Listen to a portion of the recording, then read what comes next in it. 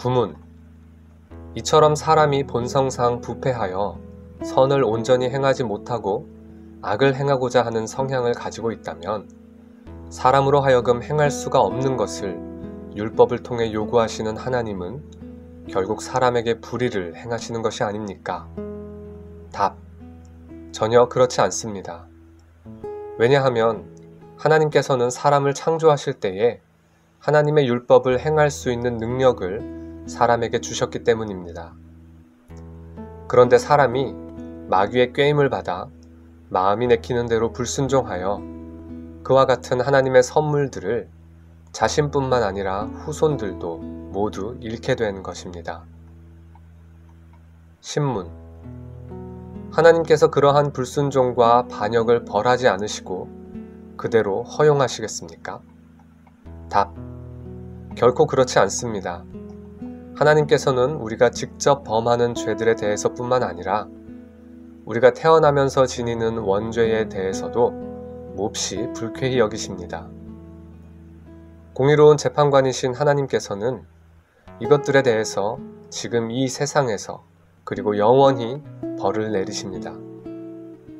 하나님께서는 누구든지 율법책에 기록된 대로 온갖 일을 항상 행하지 아니하는 자는 저주 아래 있는 자라 라고 선언하셨습니다. 11문. 그렇지만 하나님께서는 또한 긍휼의 하나님이시지 않습니까? 답. 하나님은 참으로 긍휼이 풍성하신 분이십니다. 그러나 또한 하나님은 공의로우신 분이십니다. 그렇기 때문에 하나님의 공의는 지극히 존엄하신 하나님께 대하여 반역을 행한 죄에 대해 최고의 형벌, 곧 몸과 영혼에 영원한 형벌을 내리십니다. 해설입니다. 인간은 성경에 따르면 본성상 악합니다. 인간은 나면서부터 하나님을 마음에 두기 싫어하고 또 이웃을 사랑하지 않는 성향을 가지고 있습니다. 이러한 성향은 인간이 스스로 끊어낼 수 없는 것입니다. 왜냐하면 그것은 인간의 본성에 깊이 뿌리를 내리고 있기 때문입니다. 이러한 성향을 가진 인간을 가리켜 성경에서는 죄의 정욕에 종노릇하는 비참한 자라고 표현합니다.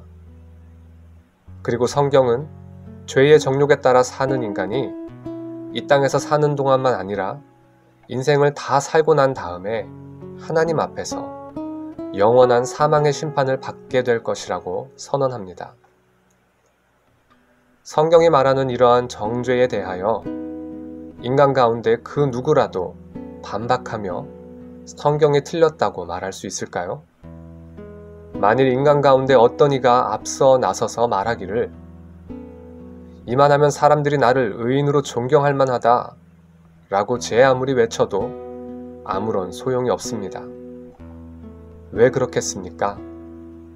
어떤 사람이 의인인가 아니면 죄인인가를 판단하는 기준은 사람이 정하는 것이 아니라 하나님이 정한 것에 따라야 하기 때문입니다. 다시 말해서 하나님께서 인간에게 정하여 주신 법도 곧 하나님의 율법에 따라서 판단되어야 하기 때문입니다.